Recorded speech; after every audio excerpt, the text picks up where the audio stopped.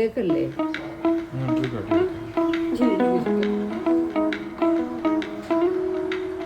Hi, ഇന്ന് നമ്മൾ ചെയ്യാൻ പോകുന്നത് 1/2 kg ചോക്ലേറ്റ് പ്ലം കേക്കിൻ്റെ റെസിപ്പിയാണ്. അതെങ്ങനെ ഉണ്ടാക്കുന്നതെന്ന് നമുക്ക് നോക്കാം. ഇതിന് വേണ്ടിയിട്ട് നമ്മൾ 100 ഗ്രാം പൗഡേർഡ് ഷുഗറും 75 ഗ്രാം മെൽറ്റഡ് ബട്ടറും കൂടെ എടുത്ത് നന്നായി മിക്സ് ചെയ്യുക. ഇത് നന്നായിട്ടൊന്ന് മിക്സ് ആയി കഴിയുമ്പോൾ അതിനകത്തേക്ക് 2 എഗ്ഗ് ഇട്ട് കൊടുത്ത് അതും കൂടെ ചേർന്ന് ഒന്ന് മിക്സ് ചെയ്തിട്ട് അതിനകത്തേക്ക് 1 ടീസ്പൂണ് വാനില എസൻസ് ഒഴിച്ചു കൊടുക്കുക. ഇതെല്ലാം കൂടെ നന്നായിട്ട് മിക്സായി കഴിയുമ്പോൾ അതിനകത്തേക്ക് 1/2 ടീസ്പൂൺ മസാല ഇട്ട് കൊടുക്കണം. ഈ മസാലയും ചേർന്ന് ഇതെല്ലാം കൂടെ നന്നായിട്ടൊന്ന് മിക്സായി കഴിയുമ്പോൾ നമ്മൾ ഇതെടുത്ത് മാറ്റി വെക്കാം.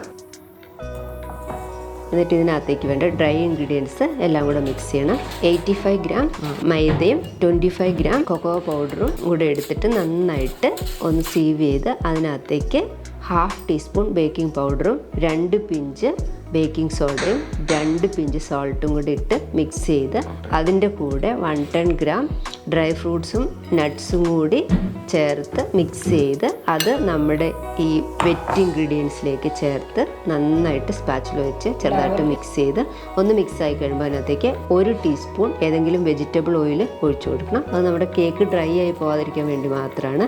അത് മിക്സ് ആയി കഴിഞ്ഞാൽ നമുക്ക് നമ്മുടെ കേക്ക് ബേക്ക് ചെയ്യുന്ന ടിന്ന് റെഡിയാക്കണം. അത് റെഡി ആയി കഴിഞ്ഞ് കഴിഞ്ഞാൽ അതിനകത്തേക്ക് നമ്മുടെ കേക്ക് ബാറ്റർ ഇട്ട് കൊടുത്ത് നന്നായിട്ടൊന്ന് ടാപ്പ് ചെയ്ത് അതിൻ്റെ മേളിൽ നമ്മളിഷ്ടമുള്ള നട്ട്സ് ഇട്ട് കൊടുത്ത് അതിന് നമുക്ക് ബേക്ക് ചെയ്യാനായിട്ട് വയ്ക്കാം. ബേക്ക് ചെയ്യാൻ വേണ്ടിയിട്ട് 180 ഡിഗ്രി സെൽഷ്യസിൽ 10 മിനിറ്റ് പ്രീ ഹീറ്റ് ചെയ്ത ഓവനിലേക്ക് 30 മിനിറ്റ്സാണ് വെച്ച് കൊടുക്കുന്നത്. അത് ബേക്കായി കഴിഞ്ഞാൽ നമ്മൾ പുറത്തേക്ക് എടുത്ത് അപ്പം തന്നെ നമ്മൾ ഉപയോഗിക്കുന്ന ആൽക്കഹോൾ ഏതാണെന്ന് വെച്ചാൽ അത് നമുക്ക് ഫീഡ് ചെയ്ത് കൊടുക്കാം. ഫസ്റ്റ് ഫീഡിങ് ആണത്.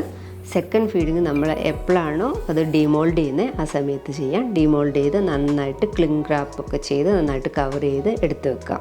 എടുത്ത് വെച്ചാൽ നമ്മൾ എടുക്കുന്ന നേരത്തെ ക്ലിങ് റാപ്പ് അഴിക്കുമ്പോൾ കണ്ടോ നല്ല മോയ്സ്റ്റായിട്ട് അതിങ്ങനെ ഇരിക്കുന്നുണ്ടാകും. നമ്മൾ കട്ട് ചെയ്ത് നോക്കുമ്പോൾ നല്ല നമ്മൾ സ്പോഞ്ച് കേക്ക് പോലെയൊന്നും ഉണ്ടാവില്ല.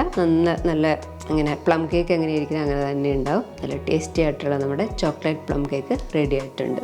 ഇത് കണ്ടിട്ട് ഇഷ്ടമായിട്ടുണ്ടെങ്കിൽ എല്ലാവരും ഒന്ന് ഉണ്ടാക്കി നോക്കണം. ഉണ്ടാക്കി നോക്കിയിട്ട് അഭിപ്രായം പറയാൻ മറക്കരുത്. അപ്പം ഞാൻ നെക്സ്റ്റ് കേക്കുമായി വരുന്നവരെ ബൈ ബൈ.